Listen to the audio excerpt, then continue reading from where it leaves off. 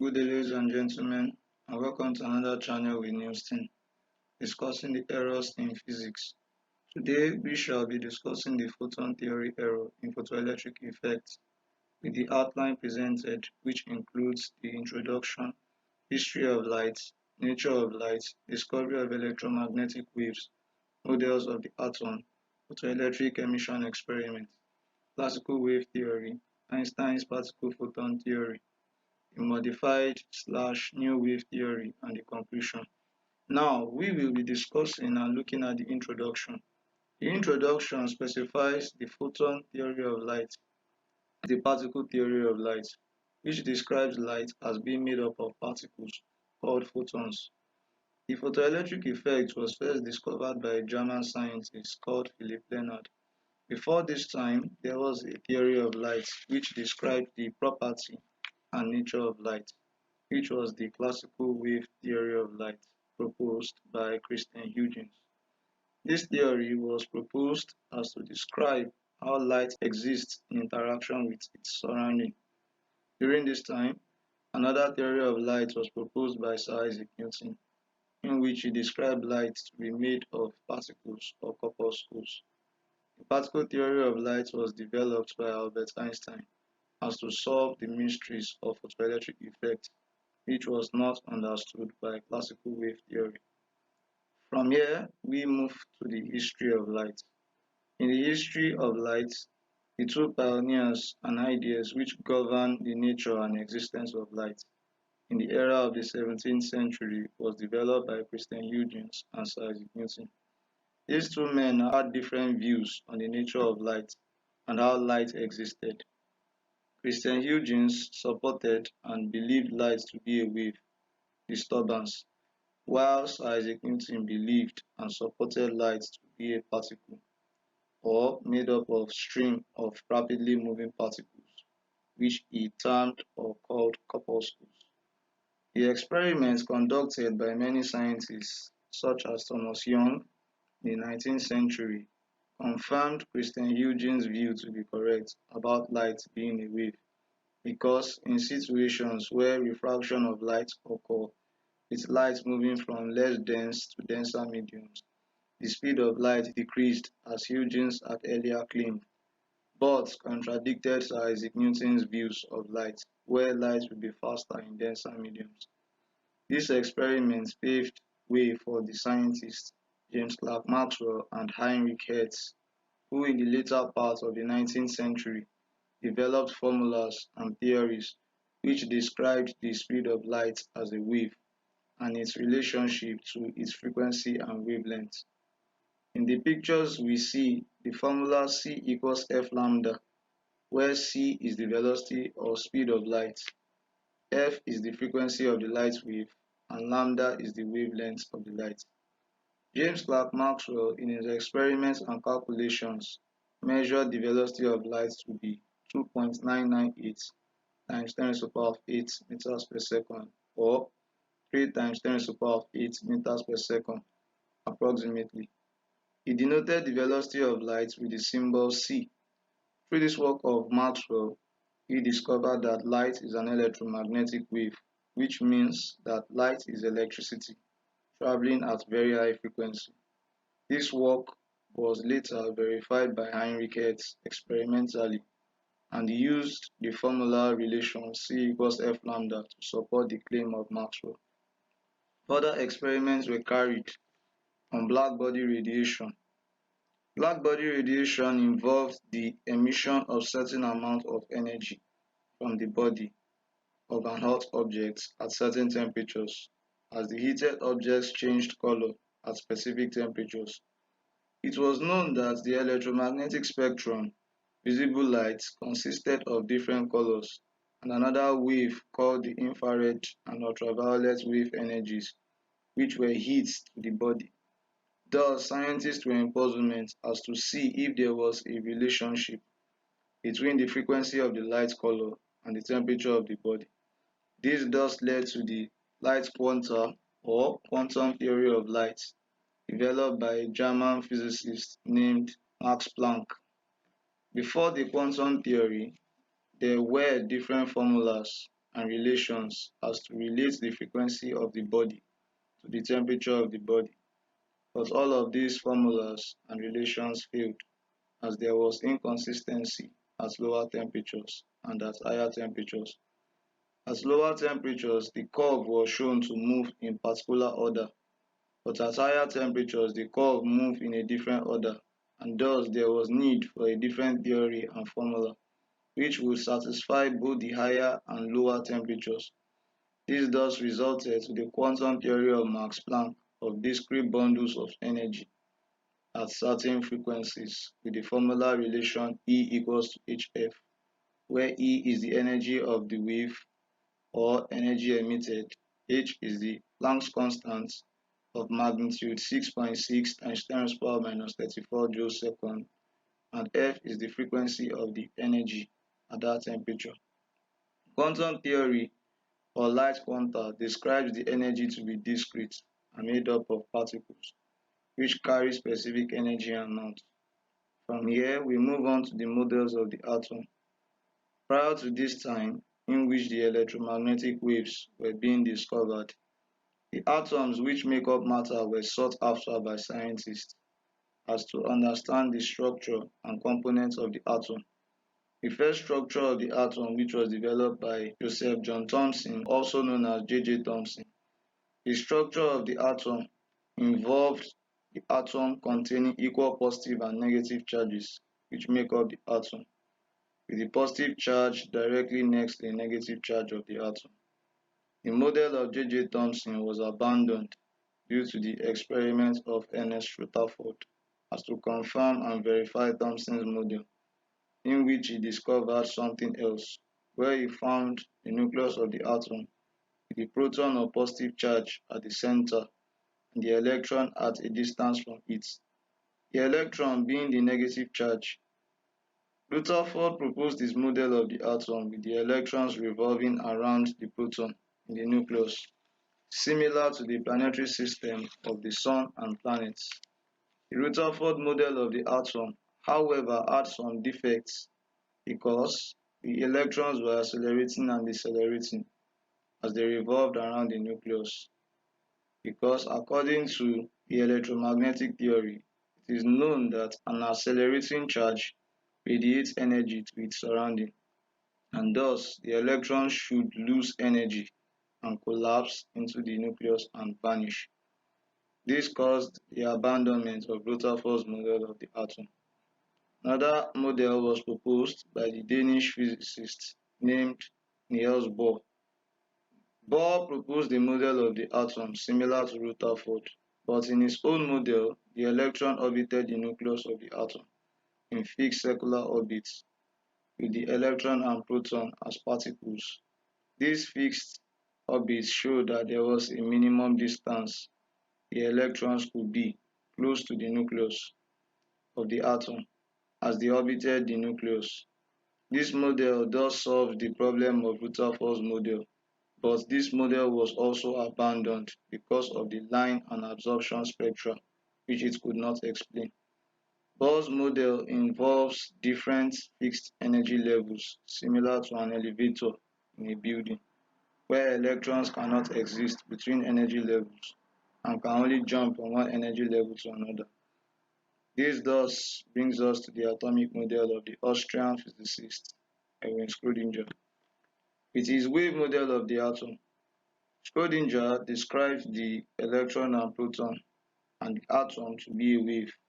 In his model, the energy levels are a probability of where the electrons could exist, and the energy levels are not fixed, meaning electrons can exist between energy levels of the Bohr model as they orbit the nucleus of the atom.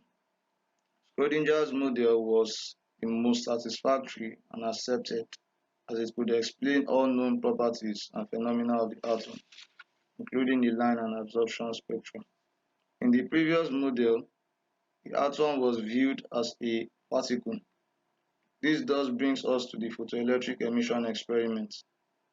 The photoelectric emission is an experimental phenomenon which deals with the interaction between light and a metal.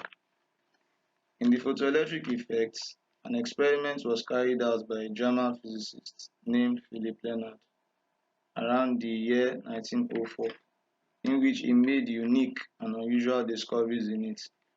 These discoveries contradicted the classical wave theory of light developed by James Clerk Maxwell on electromagnetic waves as to describe the properties of light. In the experiment carried out by Leonard, certain observations were made and discovered, namely 1. The maximum kinetic energy of photoelectrons emitted from the metal in photoelectric experiments is independent of light intensity. 2. Electrons are emitted from the surface of the metal almost instantaneously. 3. No electrons are emitted if the incident light frequency falls below some cutoff frequency. 4. No electrons are ejected below the cutoff frequency regardless of the light intensity. 5. The maximum kinetic energy of the electrons ejected increases with increasing light frequency.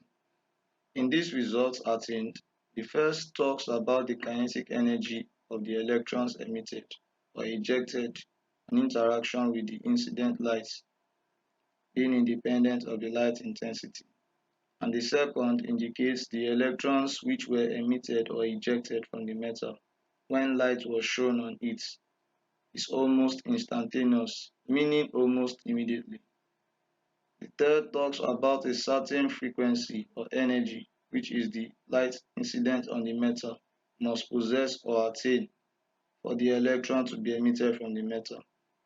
This frequency is called the cutoff frequency or threshold frequency. The fourth indicates that regardless of how high the intensity of the light is, the electrons will not be emitted if the cutoff frequency is not attained. And lastly, the maximum kinetic energy of the ejected electrons is dependent on the light frequency, meaning as the light frequency increases, the maximum kinetic energy of the ejected electrons increases. Light is what we use to see, and it is emitted or generated from the sun, torchlight, and bulbs from electricity. After this experiment, there was need for explanation on the phenomenon of the experiment because the results attained contradicted the predictions of the classical wave theory of Maxwell. This was where Albert Einstein revisited the particle theory description of light by Sir Isaac Newton, using the light quanta idea of Max Planck to explain the photoelectric effect. In this theory proposed by Einstein, he formulated a mathematical equation which related the energy of the incident light to the maximum kinetic energy of the emitted electrons. The formula Hf equals to the work function plus the kinetic energy, where the work function is equals to Hf subscript 0 or Hf naught, and kinetic energy is equals to a half mv squared.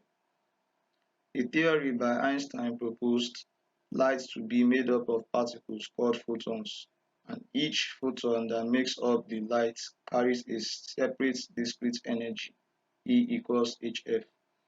As light intensity increases, the number of photons created or generated increase. The energy of the light is dependent on the frequency of light, E equals Hf. The electrons of the metal are only emitted when the threshold frequency is attained, and the electrons are independent of the light intensity. The maximum kinetic energy of each electron is dependent on the frequency of the light. The work function W is equal to Hf naught, and F naught is the threshold frequency. Scientists in this time believed Albert Einstein's photon theory has satisfactorily explained the results of the photoelectric experiment. But there were problems with this theory. In this theory, we note 1.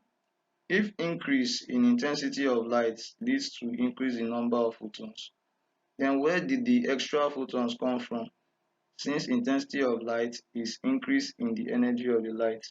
Meaning, for example, in the scenario of a torchlight, if we shine the light or turn it on and take it far from our eyes, it appears dim, and when we bring it closer to our eyes, it appears brighter. Brightness of the light is the level of intensity, So the brighter the light, the more intense the light is. 2. If each photon carries the same energy E equals hf as the whole light, the electrons emitted should have different kinetic energies, as the theory of the atomic model states that electrons occupy different energy levels. 3. If the photons carry the same energy, the number of electrons emitted or ejected should greatly decrease as the intensity of the light increases. For a wave, there are two formulas which describe the energy of the wave. One describes the intensity while the other describes the frequency. V equals F lambda signifies the velocity relation for frequency. V equals WA signifies velocity relation for intensity. In Einstein's photon particle theory, V equals F lambda is applied for the photon's energy, while V equals WA is rejected. But Einstein claims that energy of light is conserved as the intensity of the light is increased or decreased. So thus, V equals F lambda will be equal to V equals WA. Since W equals 2 pi F, F lambda is equal to WA. F lambda is equals to 2 pi FA. Therefore, lambda is equals to 2 pi A. Here we see V is equal to the velocity of the wave, also signifying the particle from Einstein's photon theory. F equals frequency of the wave, W equals angular velocity, A is equals to amplitude of the wave, and lambda is equals to wavelength. Therefore, increase in wavelength, lambda, equals increase in amplitude. But according to wave diagram, wavelength is independent of amplitude. So Einstein's theory of light for photoelectric effects must be incorrect and needs to be abandoned. These problems which have been listed requires a new theory and thus brings the initial wave theory, but in a modified form. This is the new wave or modified wave theory, which is my theory of light in photoelectric effects. The modified wave theory, light consists of two types of energy, which are both the intensity of the light and the frequency of the light. The energy of the light is dependent on both the intensity and frequency of the light. The frequency of the light serves as an energy level to the light. The intensity of the light serves as the random energy of instability of the light. The increase in intensity of the light raises the randomness and instability of the electrons. The increase in frequency of the light raises the energy level of the electrons. No electrons are emitted until threshold frequency is attained because the energy level of the light is not sufficient enough. The intensity of the light does not affect the maximum kinetic energy of the light because the intensity does not raise the energy level of the light. Randomness is the amplitude of the light wave or electrons. In the photoelectric experiment, the modified/new wave theory has light as a wave with two energies, one from intensity, another from the frequency. The reason why the electrons are only emitted when the threshold frequency of the light is attained is because the frequency stands as the energy level of the light, while the intensity stands as randomness and instability of the light. Thus, as intensity of the light is increased by the bringing of the light source closer and decreasing intensity by taking away from the light source, energy of the light from intensity increases because of the reduction in distance. This can be viewed like a jump bar in which all the electrons are jumping to try to reach a bar.